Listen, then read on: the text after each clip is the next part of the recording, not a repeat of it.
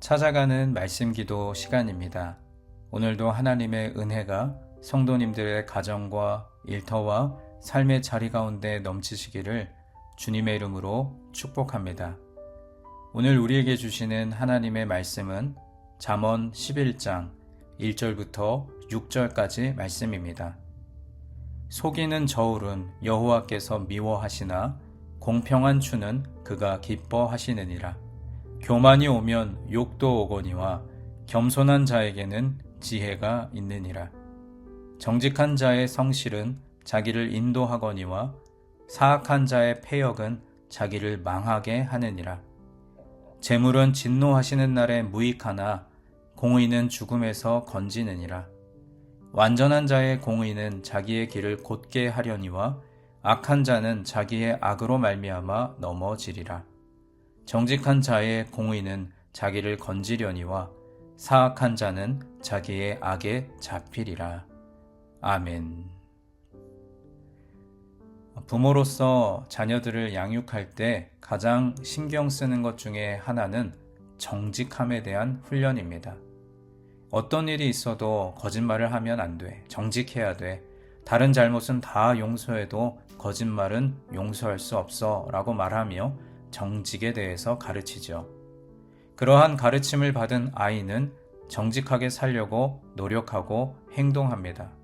그런데 때로는 아이가 학교에서 너무 또 정직하게 행동하는 것이 문제가 될 때가 있습니다.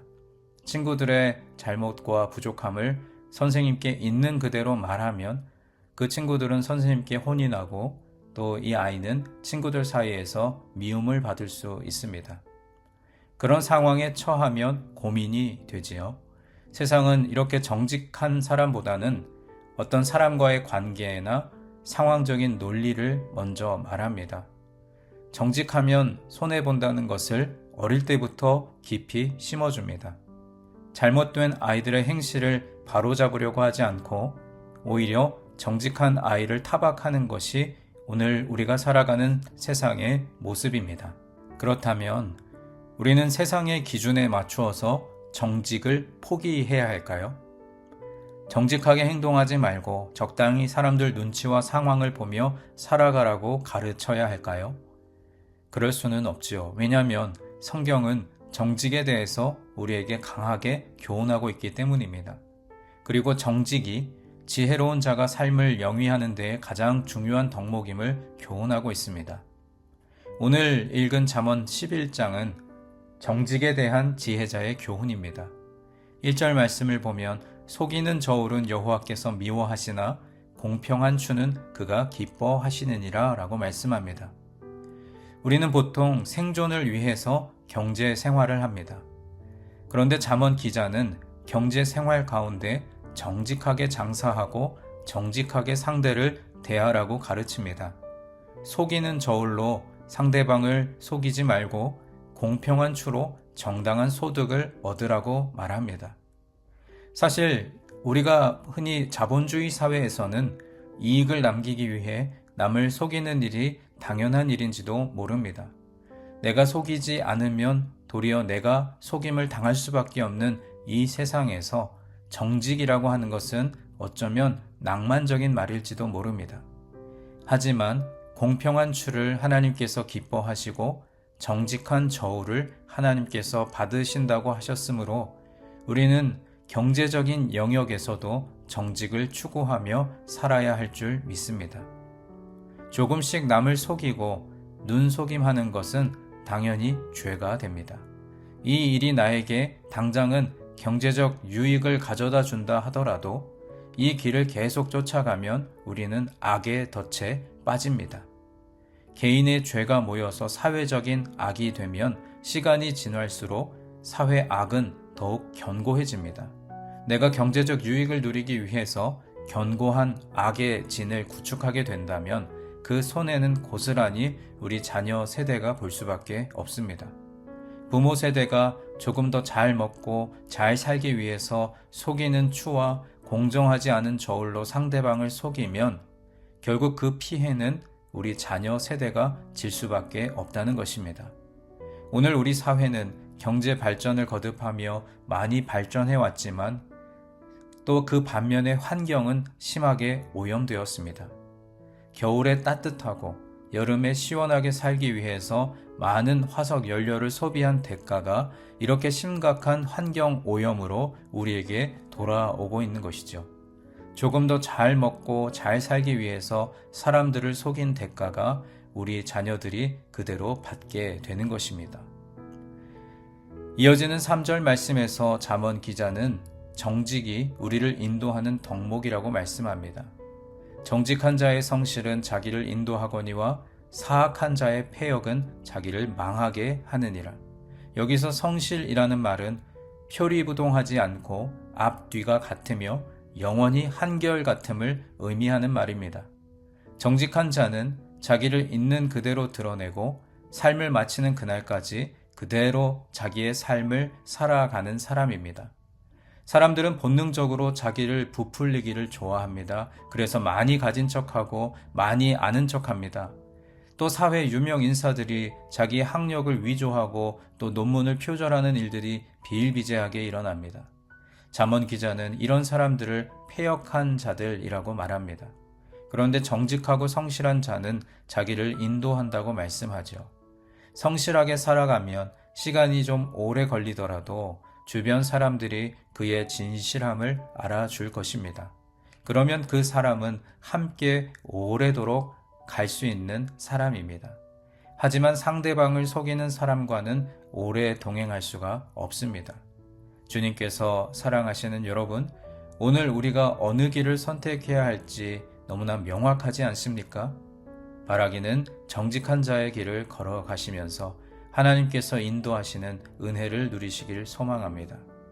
또한 정직한 자는 사회적인 관계를 잘 맺어가는 사람입니다. 6절 말씀이죠. 정직한 자의 공의는 자기를 건지려니와 사악한 자는 자기의 악에 잡히리라. 공의는 곧 사회적인 관계를 말합니다.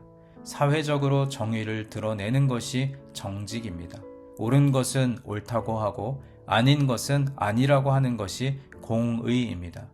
정직한 자는 혼자의 양심을 지키며 사는 것으로 그치지 않습니다. 공동체 속에서 옳고 그른 것을 말할 수 있는 용기가 정직한 자의 공의입니다. 그런데 공동체에서 이런 사람들이 한둘 있으면 불편하게 여깁니다. 왜냐하면 모두가 뜻을 모아 담합했는데 공의를 부르짖는 사람이 끝까지 반대하면 분위기가 망가집니다. 이런 분들은 공동체에 거치는 돌이 됩니다. 그런데 여러분, 우리가 생각을 바꿔야 합니다. 예수님도 유대인의 사회에서는 거치는 돌이었습니다. 공의를 외치는 사람 때문에 공동체가 밝아지고 공동체가 바른 길을 걸어갈 수 있다면 그 사회는 아름답고 밝은 사회가 될 것입니다. 나 혼자 정직하면 된다는 생각은 오히려 어리석은 생각입니다. 주님께서 사랑하시는 여러분, 우리가 살아가는 삶의 자리에서 나의 정직이 입에서 흘러나와 공의가 되어야 합니다. 오늘도 우리가 만나는 사람들 또 공동체에서 몸소 실천하고 입으로 말할 수 있기를 바랍니다. 우리가 말의 권능을 가지고 내가 하는 말이 힘이 있으려면 먼저 정직하게 살아야 합니다. 내가 정직하게 살면 하나님은 나에게 능력을 주십니다. 반면에 악한 자, 정직하지 않은 자에도 입술에 능력이 있습니다. 그가 말하면 공동체가 패망하기 때문입니다. 여러분은 어떤 능력을 가지기 원하십니까? 내가 축복하면 모두가 복을 받는 놀라운 말의 권능을 가지기 원하십니까? 우리 모두 이런 복된 인생을 살아가기를 소망합니다. 오늘 하루도 정직한 자가 누리는 놀라운 축복이 바로 내 것이 되는 귀한 은혜를 누리며 살아가는 우리 모두가 되기를 주님의 이름으로 간절히 축원합니다. 이제 오늘 주신 말씀을 붙들고 함께 기도하겠습니다. 사랑의 하나님, 거짓과 위선의 탈을 벗고 정직과 공의로 세상을 밝게 비추며 살게 하옵소서. 좀 손해보더라도 정직한 삶을 살아서 공동체를 밝게 하고 말의 권세를 누리게 하옵소서. 각자에게 주신 말씀을 붙들고 함께 기도하겠습니다.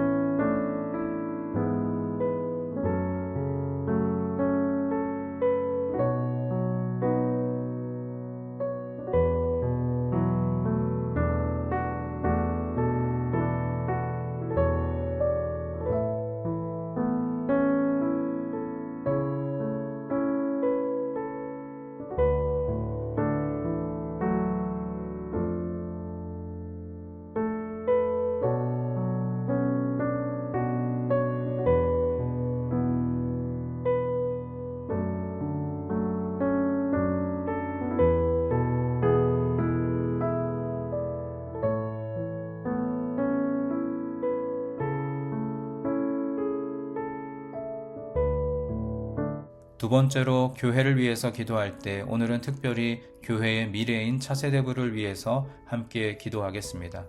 유치부부터 KM 청년부에 이르기까지 우리 교회의 다음 세대가 하나님의 말씀과 기도로 양육되어 하나님의 꿈을 이루어가는 자녀들 되게 하여 주옵소서. 우리 교회와 또 교회의 미래인 다음 세대를 위해서 함께 기도하겠습니다.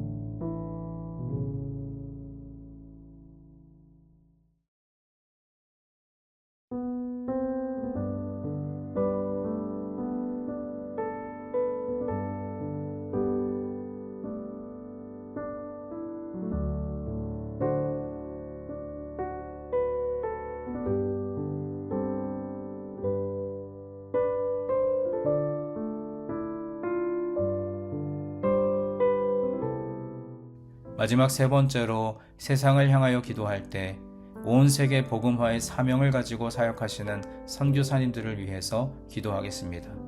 땅끝까지 이르러 증인이 되라고 하신 주님, 온 세계 곳곳에서 복음을 전파하며 하나님의 사랑을 증거하는 선교사님들의 사역의 현장과 건강과 가정을 붙들어 주옵소서. 또 여러분 각자가 가지고 계신 기도의 제목 우리 주님 앞에 아뢰시며 삶의 자리로 나아가시겠습니다. 기도하겠습니다.